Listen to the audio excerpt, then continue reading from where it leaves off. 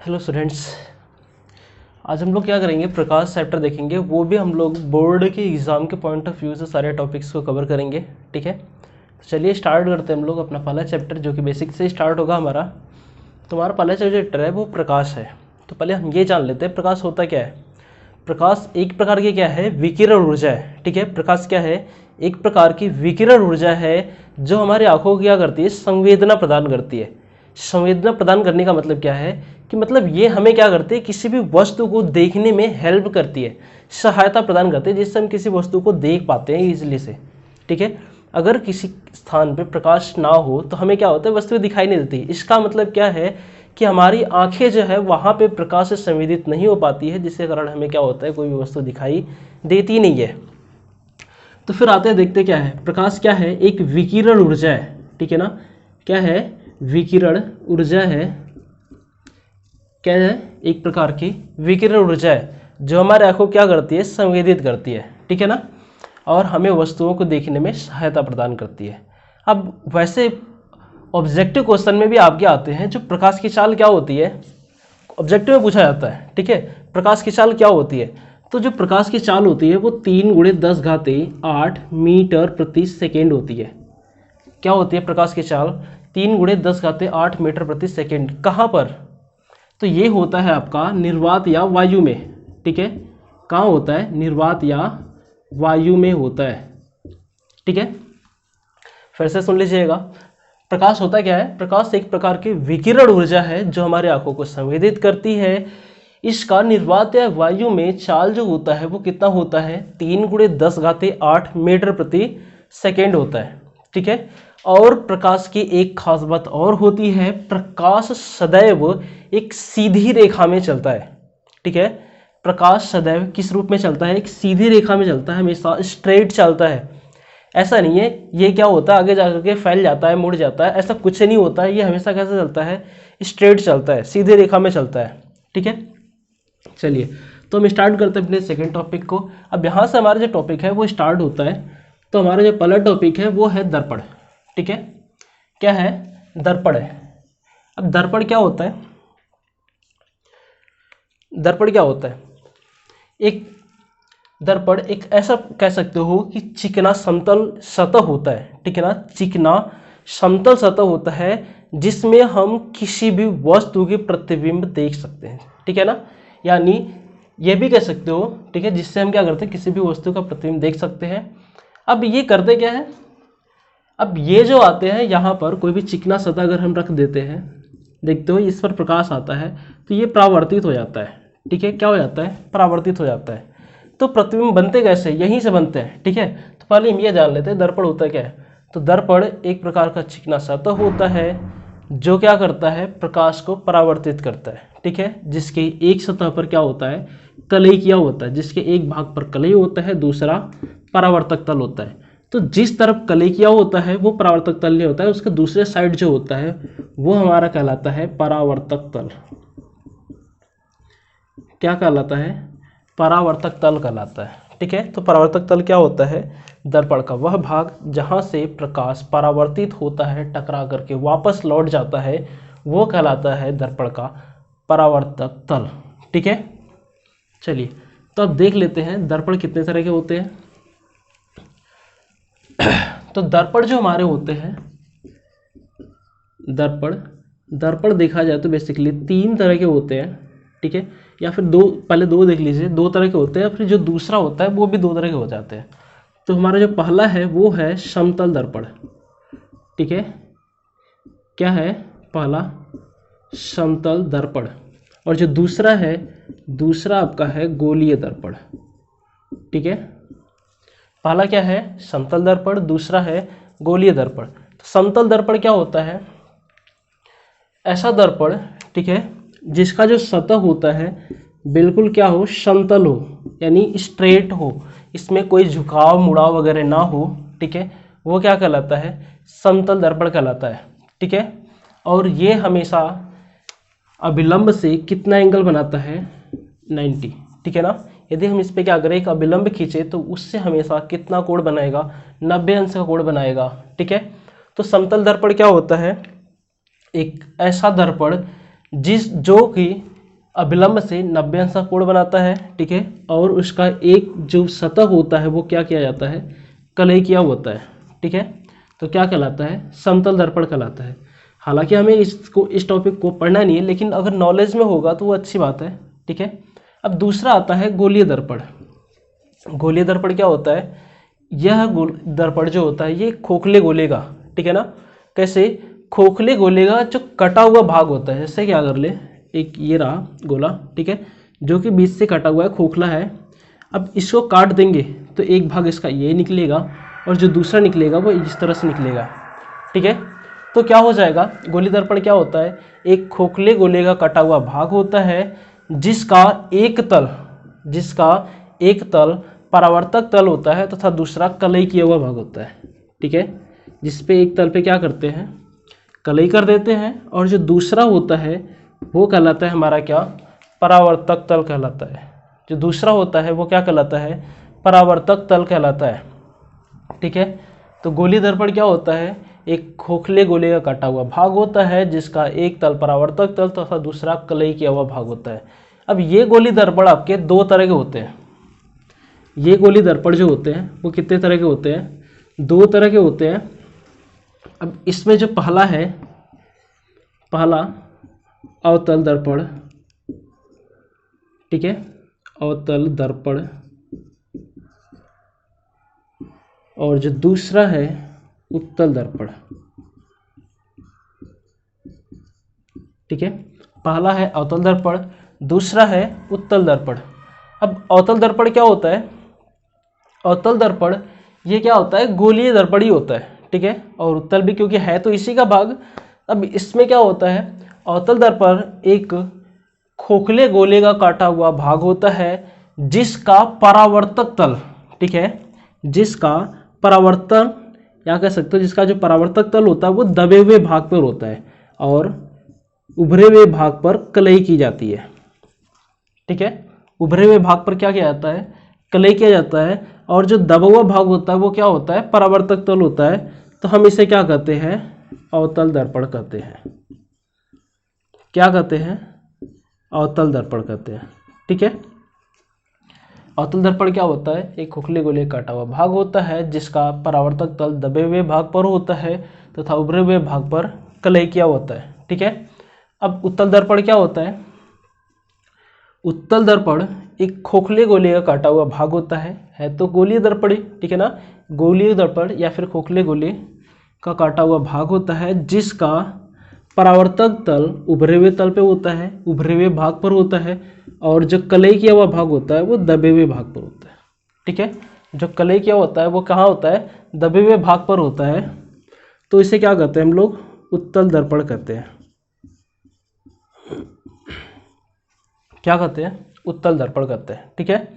उत्तल दर्पण फिर से देख लीजिए, ऐसा दर्पण जिसके उभरे हुए भाग पर, ठीक है ना, उभरे हुए भाग पर क्या हो, समतल हो, चिकना हो, और जो दबा हुआ भाग हो वो क्या हो, कलई किया हो, यानी उभरे हुए भाग से जो प्रकाश है वो परावर्तित होगी, दबे हुए भाग से नहीं होगी।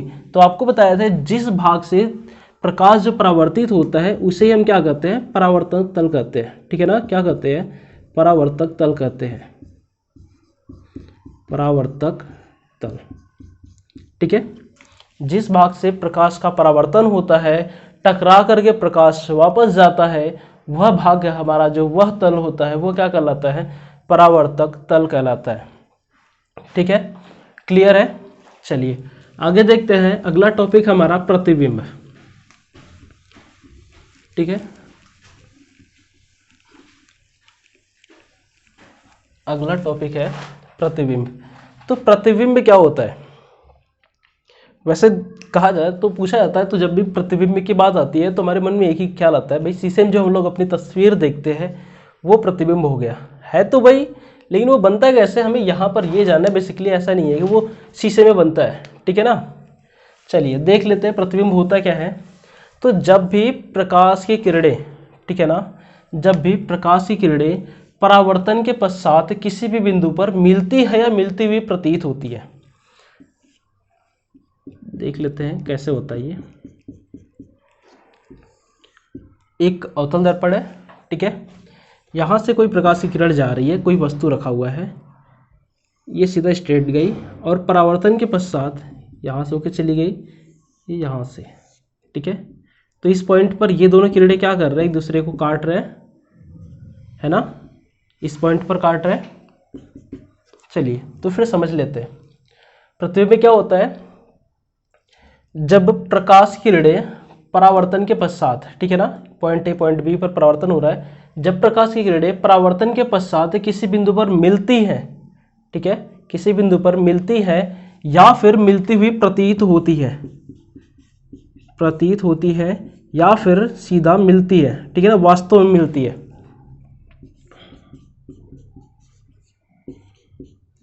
वास्तव में, ठीक है ना। जब वास्तव में मिलती है या मिलते हुए प्रतीत होती है, ये दोनों कंडीशन हो सकता है और दोनों कंडीशन में इमेज आपका बनता है, ठीक है।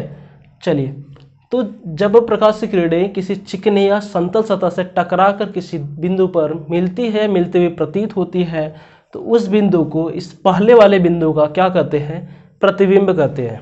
क्या कहते हैं, पहले वाले बिंदु का, जिस बिंदु पर मिली है वो बिंदु क्या कहलाएगा, प्रतिबिंब कहलाएगा, ठीक है। अब ये जो प्रतिबिंब है आपका, ये दो तरह के होते हैं। अब किस कंडीशन पर, अब यहीं पर आपने देख लिया है कि एक वास्तव मिलती है, एक प्रतीत होती है, तो इन्हीं दोनों बेसिस पे हम क्या करते हैं, डिवाइड करते हैं। जो प्रतिबिंब है वो दो प्रकार के हो जाते हैं। पहला है वास्तविक प्रतिबिंब, ठीक है, पहला क्या है, वास्तविक प्रतिबिंब, और जो दूसरा है वो है आभासी प्रतिबिंब।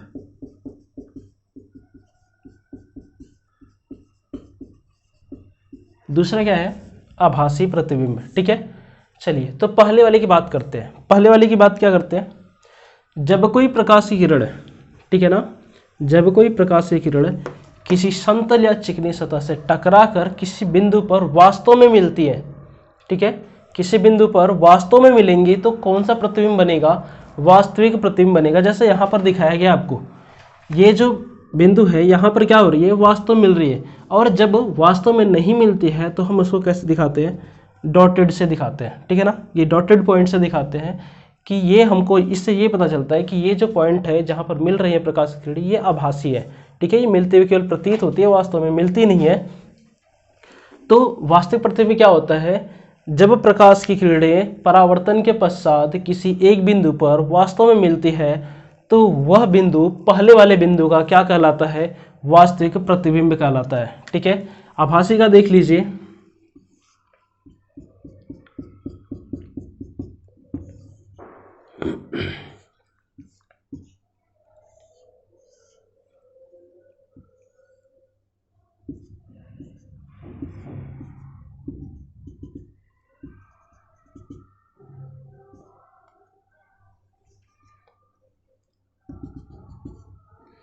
तो ये पॉइंट है आपका, ठीक है, जहां पर ये मिल रही है। अब देख रहे हैं यहाँ पर क्या है, डॉटेड रूप से दिखाया गया है ना, डॉटेड दिखाया गया है, तो हम क्या कहेंगे, ये जो पॉइंट है ये कैसा मिल रहा है, आभासी मिल रहा है, वास्तविक नहीं मिल रहा है, ये आभासी मिल रहा है, ठीक है ना। तो ये क्या हो जाएंगे, आभासी। अब क्या होता है आभासी प्रतिबिंब, जब प्रकाश की किरणें परावर्तन के पश्चात किसी बिंदु पर मिलती हुई प्रतीत होती है, ठीक है, आभासी वाले में क्या लगाएंगे, प्रतीत होती है, यहाँ पर रियल में मिलती नहीं है, प्रतीत होती है, और यहाँ पर क्या होता है, वास्तव में मिलती है, ठीक है ना, यहाँ पर रियल में क्या होता है, मिलती है। तो जब प्रकाश की किरणें परावर्तन के पश्चात किसी बिंदु पर मिलती हुई प्रतीत होती है तो वह बिंदु पहले वाले बिंदु का क्या कहलाता है, प्रतिबिंब कहलाता है। क्या कहलाता है, प्रतिबिंब कहलाता है। और कैसा प्रतिबिंब होता है, ये आभासी प्रतिबिंब होता है। अगर वो वास्तव में मिलती है तो वास्तविक प्रतिबिंब, और मिलते हुए प्रतीत होती है तो आभासी प्रतिबिंब होता है, ठीक है। चलिए फिर अब यहाँ से आपका इसके बाद अगला जो टॉपिक है वो है परावर्तन का नियम, ठीक है। क्या है, परावर्तन का नियम है। चलिए देख लेते हैं परावर्तन का नियम, ठीक है। अब परावर्तन का नियम क्या है, अब परावर्तन के दो नियम है, ठीक है, परावर्तन के दो नियम है। पहला है, पहला क्या है, एक इमेज देख लीजिए, उसके बाद फिर नियम को देख लेते हैं। एक चिकना सतह है, ठीक है, जिसे एक तरफ कली किया हुआ है, ये प्रकाश है आपतित और ये है परावर्तित, और ये जो है इसका अभिलंब है, ठीक है, ये आपतित है, आपतित किरण, ठीक है ना। अब यहाँ पर जब भी हम नाम लेंगे तो एक किरण की बात करते हैं, ऐसा नहीं पूरे प्रकाश की बात करते हैं, यहाँ पर केवल एक क्या आता है, किरण आता है, ठीक है। और ये आपका हो जाएगा परावर्तित, परावर्तित किरण, ठीक है। और ये इनका पॉइंट है मिलने का, ABC कुछ भी ले लीजिए, ठीक है ना, जिस सतह पर मिल रहा है वो पॉइंट हो जाएगा। चलिए, तो पहला नियम यहीं से स्टार्ट होता है। पहला नियम क्या है कि किसी बिंदु पर, ठीक है ना, किसी भी समतल पर आपतित किरण, परावर्तित किरण तथा अभिलंब, ठीक है ना, परावर्तन में क्या है, आपतित किरण, परावर्तित किरण तथा अभिलंब, ये तीनों कहाँ होते हैं, एक ही तल पे होते हैं, ठीक है ना। कहाँ होते हैं, एक ही तल पे होते हैं। परावर्तन का पहला नियम, आपतित किरण, परावर्तित किरण तथा अभिलंब तीनों एक ही तल में होते हैं, ठीक है, तीनों एक ही तल में होते हैं। यह है इनका पहला, आपतित किरण, ठीक है, आपतित किरण, परावर्तित किरण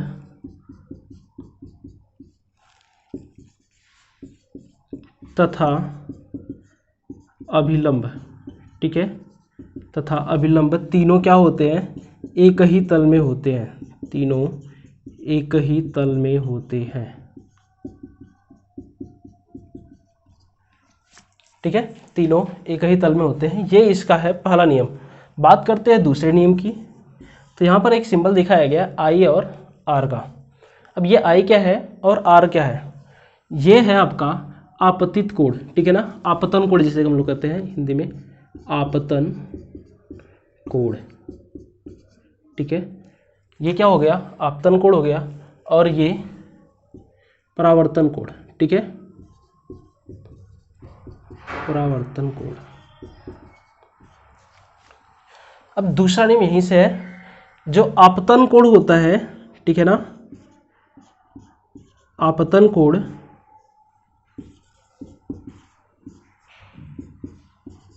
सदैव परावर्तन कोण के बराबर होता है। आपतन कोण हमेशा परावर्तन कोण के क्या होता है, बराबर होता है। यह है इसका दूसरा नियम। तो परावर्तन का दो नियम यह है, ठीक है। पहला नियम, आपतित किरण, परावर्तित किरण तथा अभिलंब तीनों एक ही तल में होते हैं। दूसरा है, आपतन कोण सदैव परावर्तन कोण के बराबर होता है, ठीक ना। ये इसके दोनों नियम हो गए। अब इसके बाद हमारा जो टॉपिक है वो है कुछ साइंस वगैरह है, ठीक है ना, कि ये साइन वगैरह कैसे लिए जाते हैं, तो वो साइन वगैरह देख लेते हैं, ठीक है। और इनसे दर्पण से रिलेटेड थोड़ी सी कुछ डिफिनीशंस वगैरह भी है, तो कुछ इंपॉर्टेंट डिफिनीशन भी देख लेते हैं, ठीक है। चलिए,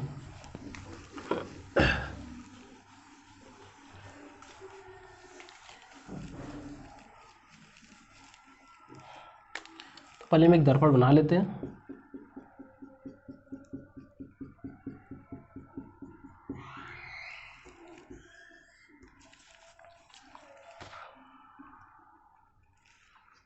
ठीक है,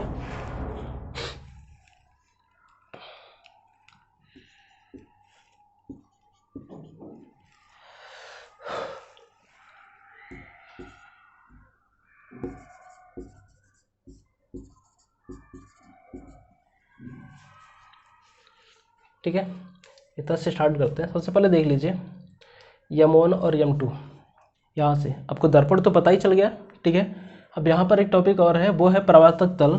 तो परावर्तक तल आपको पता है, ठीक है, दर्पण का वह भाग जहाँ से प्रकाश क्या होता है, परावर्तित होता है, वह कहलाता है दर्पण का परावर्तक तल, ठीक है ना। ये इसका परावर्तक तल है, यहीं से क्या होता है, प्रकाश परावर्तित होता है, तो ये परावर्तक तल हो जाता है, ठीक है। अब M1 M2 क्या है, तो ये M1 M2 दर्पण का द्वारक कहलाता है, ठीक है ना। दर्पण का क्या होता है, द्वारक कहलाता है। अब ये द्वारक क्या है, मतलब कि दर्पण के परावर्तक तल के ये जो व्यास है ये, ठीक है ना, ये क्या कहलाता है, दर्पण का परावर्तक तल के व्यास को हम क्या कहते हैं, दर्पण का द्वारक कहते हैं। क्या कहते हैं, दर्पण का द्वारक कहते हैं। ठीक है, उसके बाद है मुख्य अक्ष। मुख्य अक्ष क्या होता है, तो दर्पण के, ठीक है ना, दर्पण के मध्य बिंदु यहाँ से, ठीक है ना, दर्पण के मध्य बिंदु से जो भी एक्सिस गुजरती है उसे हम क्या कहते हैं, मुख्य अक्ष कहते हैं। उसे क्या कहते हैं, मुख्य अक्ष कहते हैं। अब इसमें एक पॉइंट होता है एफ, ठीक है, और सी का। तो ये सी क्या है, पहले ये देख लेते हैं। सी को हम लोग कहते हैं वक्रता केंद्र। क्या कहते हैं, वक्रता केंद्र। तो वक्रता केंद्र क्या होता है, तो दर्पण का वह बिंदु, ठीक है ना, खोखली गोली का दर्पण का वह बिंदु, यानी जिस पर इसका केंद्र हो, ठीक है ना, ऐसे हम कहते हैं। एक गोला लेते हैं, इसका जो केंद्र होगा, इसको काटेंगे तो इसका सेंटर तो मिलेगा ना, गोला है तो सेंटर तो मिलेगा। वो जो केंद्र है यह क्या कहलाता है, दर्पण के लिए इसका वक्रता केंद्र कहलाता है। क्या कहलाता है, वक्रता केंद्र कहलाता है। उसके बाद है आपका मुख्य फोकस एफ, इसे हम कहते हैं मुख्य फोकस। ठीक है, मुख्य फोकस क्या होता है, दर्पण के वक्रता केंद्र के, वक्रता केंद्र के आधे, ठीक है, दर्पण के, सिंपल है ये, ठीक है ना, दर्पण के वक्रता केंद्र के आधे बिंदु पर, ठीक है, आधे दूरी पर जो भी बिंदु है वह क्या कहलाता है, हमारा क्या कहलाता है, मुख्य फोकस कहलाता है। ठीक है, वो क्या कहलाता है, मुख्य फोकस कहलाता है। या फिर इसका एक और है डिफिनीशन, वो डिफिनीशन है कि प्रकाश की किरणें मुख्य अक्ष के समांतर, कौन सी किरणें, प्रकाश की किरणें जो कि मुख्य अक्ष के समांतर आती है, ऐसी प्रकाश किरणें जो मुख्य अक्ष के समांतर आती है और परावर्तन के पश्चात जिस बिंदु से होकर जाती है, परावर्तन के पश्चात जिस बिंदु से होकर जाती है उस बिंदु को हम कहते हैं दर्पण का मुख्य फोकस। उस बिंदु को क्या कहते हैं, दर्पण का मुख्य फोकस कहते हैं। ठीक है, या फिर एक तरीका और है, ठीक है ना, ऐसा बिंदु, दर्पण का एक ऐसा बिंदु जहां से प्रकाश की किरणें जाने पर परावर्तन के पश्चात क्या हो जाती है, मुख्य अक्ष के समांतर हो जाए, यानी इस तरह से आएंगे और परावर्तन के पश्चात क्या हो जाएंगे, मुख्य अक्ष के समांतर हो जाएंगी। तो ऐसा बिंदु जहां पर प्रकाश की किरणें परावर्तन के पश्चात मुख्य अक्ष के समांतर हो जाए उस बिंदु को हम कहते हैं मुख्य फोकस। ठीक है, क्या कहते हैं, मुख्य फोकस कहते हैं। चलिए तो फिर इनका कुछ नाम वगैरह भी दे देते हैं और भी जो भी टॉपिक्स हैं। अब सी से, ठीक है, सी से इस बिंदु तक है, यानी जो इसका सेंटर है, ठीक है, दर्पण का, ये यहाँ तक की जो दूरी होती है ये कहलाता है वक्रता त्रिज्या। ठीक है ना, क्या कहलाता है, वक्रता त्रिज्या। और यफ से इस पी को ले ध्रुव कहते हैं इसे। ठीक है ना, तो यफ से पी तक की जो दूरी होती है वह क्या कहलाता है, स्मॉल एफ, जिसे हम लोग कहते हैं फोकस दूरी। ठीक है, तो फिर कह लीजिए कि ध्रुव तथा वक्रता केंद्र के बीच की दूरी हमारी क्या कहलाती है, आर, वक्रता त्रिज्या कहलाती है। क्या कहलाता है, वक्रता त्रिज्या। ठीक है, क्या कहलाता है, वक्रता त्रिज्या। और ध्रुव और मुख्य फोकस के बीच की दूरी को क्या कहते हैं, फोकस दूरी। क्या कहते हैं, फोकस दूरी कहते हैं। ठीक है, ध्रुव और मुख्य फोकस के बीच की दूरी कहलाती है फोकस दूरी। ध्रुव तथा वक्रता केंद्र के बीच की दूरी कहलाती है वक्रता त्रिज्या। ठीक है, चलिए तो ये रहे इनके छोटे छोटे डिफिनीशंस। ठीक है, इस दर्पण के जो भी होते हैं, ठीक है, चाहे वो उत्तल हो अतल हो, इन दोनों में ये टॉपिक जो होता है वो कॉमन होता है। सब में आपको ध्रुव, मुख्य अक्ष, मुख्य फोकस, वक्रता त्रिज्या, वक्रता केंद्र, फोकस दूरी, ये सारे टॉपिक कॉमन है और ये दोनों मिलेंगे, दोनों में डिफिनीशन सेम होते हैं। चलिए अब देख लेते हैं अगला टॉपिक है क्या,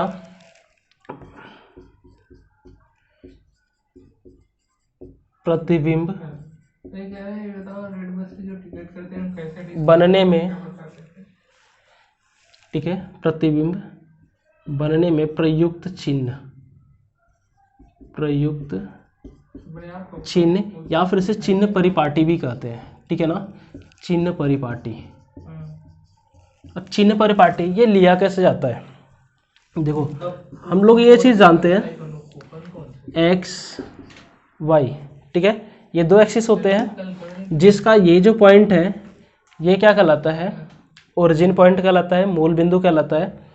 अब आपको पता है जब भी हम एक्स एक्सिस की ओर जाते हैं, एक्स एक्सिस की ओर जाते हैं तो यहाँ पर हमारा मिलता है प्लस, वाई पर जाते हैं तो मिलता है माइनस, लेकिन इस चतुर्थांश के लिए हमारा होता है प्लस प्लस, ठीक है ना, ये चीज़ ध्यान देना, छोड़िए इसको, ठीक है। यहाँ पर प्लस प्लस होता है, यहाँ पर माइनस प्लस होता है, माइनस माइनस होता है, और यहाँ पे प्लस और माइनस होता है। अब यहीं से हमारा चिन्ह परिपाटी भी लिया जाता है। अब ये मान लीजिए कि ये जो y एक्सिस है ये आपका दर्पण है, ठीक है, और जो ये बिंदु मूल बिंदु है ये आपका ध्रुव है। तो ध्रुव से जब भी हम क्या करेंगे, ध्रुव से जब भी हम इस साइड का डिस्टेंस लेंगे, इधर का ध्रुव से एक्स एक्सिस की ओर का, तो हमारा क्या होगा, प्लस होगा। भाई इधर की डिस्टेंस जब भी लेंगे हम क्या लेंगे, प्लस लेंगे, और यहीं पर भी हम ऊपर की ओर लेते हैं तो वो भी हमारा क्या होगा, प्लस होगा, वो भी डिस्टेंस क्या हो जाएगा, प्लस हो जाएगा, ठीक है। अब आते हैं इस एक्सिस की बात करते हैं, क्योंकि इस एक्सिस में हमारा बहुत ज़्यादा काम होता है तो हम इस एक्सिस को थोड़ा सा ध्यान से देखेंगे।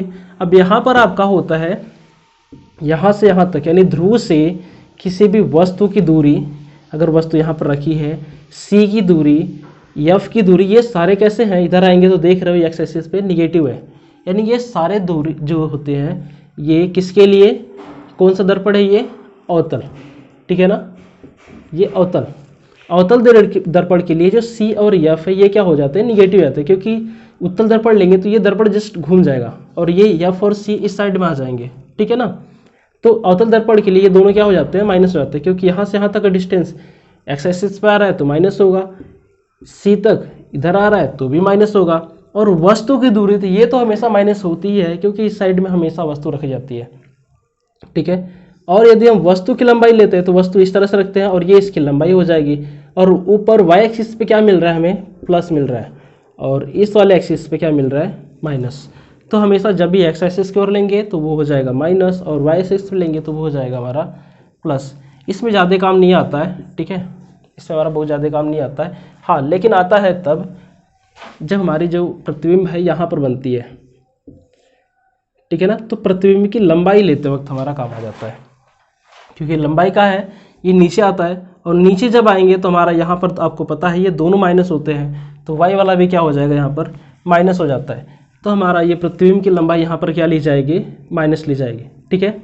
और इस साइड में जैसे ये आते हैं हमारा, अगर प्रतिबिंब हमारा यहाँ पर बनता है तो वाई एक्सिस पर यहाँ देख रहे हो माइनस है, और एक्स एक्सिस पे क्या हो जाएगा, प्लस है, ठीक है, क्लियर है। हमारा ये चतुर्थांश से ही काम लिया जाता है और इन्हीं से ही चलता है हमारा। तो चिन्ह परिपाटी इस तरह से हम ले लेंगे, किसी का भी हो, इसको फिर से पोज करके बैक करके आप वीडियो को एक बार दो बार देख लेंगे, आपको समझ में आ जाएगा और कोई कन्फ्यूज़न वगैरह होगा ही नहीं, ठीक है। तो चिन्ह परिपाटी का टॉपिक हुआ ख़त्म। अब अगला हमारा जो टॉपिक है वो है प्रतिबिंब बनने का नियम, ठीक है, प्रतिबिंब बनने के नियम। प्रतिबिंब बनने के नियम में क्या है, देखिए इसमें दो तीन नियम है, बहुत ज़्यादा नहीं। तो पहले में आते हैं, आपको पहले ही बताए थे कि जब भी मुख्य अक्ष के समांतर कोई प्रकाश की किरण आती है, ठीक है, मुख्य अक्ष के समांतर कोई प्रकाश की किरण आती है तो वो परावर्तन के पश्चात वो हमेशा कहाँ से होकर जाएगी, एफ से होकर जाएगी, ठीक है। मुख्य अक्ष की यदि वो समांतर आ रही है तो वो कहाँ से होकर जाएगी, हमेशा एफ से होकर जाएगी, ठीक है, चाहे वो अवतल हो या फिर उत्तल हो, ठीक है ना। यदि वो समांतर आ रही है तो वो एफ से होकर जाएगी या फिर जाते हुए प्रतीत भी हो सकती है। इस तरह से दोनों कंडीशन बन जाएंगे, ठीक है, बात समझाई ना। चलिए, तो पहला नियम यही है कि जब भी कोई प्रकाश की किरण मुख्य अक्ष के समांतर आती है तो परावर्तन के पश्चात वो हमेशा मुख्य फोकस एफ से होकर जाएगी या फिर जाते हुए प्रतीत होगी, ठीक है ना। ये प्रतिबिंब बनने में पहले नियम में है, ठीक है। चलिए, अब दूसरा नियम क्या है, दूसरा नियम क्या है, दूसरे नियम में इसका रिवर्स ही है, ठीक है ना, कि यदि यह किरणें क्या हो जाए, यफ से होकर जाए, ठीक है ना, यदि कोई प्रकाश किरण मुख्य फोकस यफ से होकर जाती है, अगर यहाँ से होकर जाती है तो परावर्तन के पश्चात वो क्या हो जाएगी, अगर यहाँ से आती है तो देख रहे हो, अगर यहाँ से जाएगी तो फिर क्या हो जा रहा है, मुख्य अक्ष के समांतर, ठीक है ना, क्या हो जाएगा, मुख्य अक्ष के समांतर हो जाती है, ठीक है। जब भी कोई प्रकाश की किरण मुख्य फोकस एफ से होकर जाती है तो परावर्तन के पश्चात क्या हो जाएगी, मुख्य अक्ष के समांतर हो जाती है, ठीक है, क्या हो जाती है, समांतर हो जाती है। और तीसरे नियम में है आपका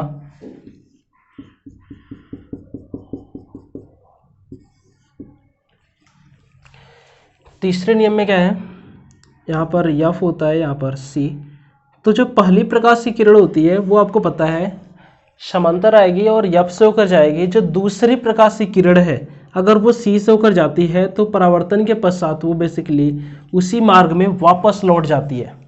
सी से आती है तो वो क्या हो जाएगा, परावर्तन के पश्चात उसी मार्ग में वापस लौट जाती है। ये है आपका तीसरा नियम, ठीक है ना। जब भी कोई प्रकाश की किरण वक्रता केंद्र सी से होकर जाएगी तो परावर्तन के पश्चात उसी मार्ग में वापस लौट जाती है, यानी यह अपना मार्ग बदलती नहीं है बल्कि उसी मार्ग में क्या हो जाती है, बैक हो जाती है, ठीक है। जब भी कोई प्रकाश किरण वक्रता केंद्र सी से होकर जाएगी तो परावर्तन के पश्चात उसी मार्ग में वापस लौट जाती है, ठीक है। तो ये रहे इनके प्रतिबिंब बनने के 3 नियम। और बाकी की जो क्वेश्चंस है, बाकी की जो टॉपिक है वो हम लोग कल देखेंगे अगली वीडियो में, ठीक है। अगर किसी को कहीं पर भी डाउट्स हो वो मुझे कमेंट बॉक्स में कमेंट करके बता देगा, अगली वीडियो में हम उससे क्या करेंगे, क्लियर कर देंगे, ठीक है। Thank you.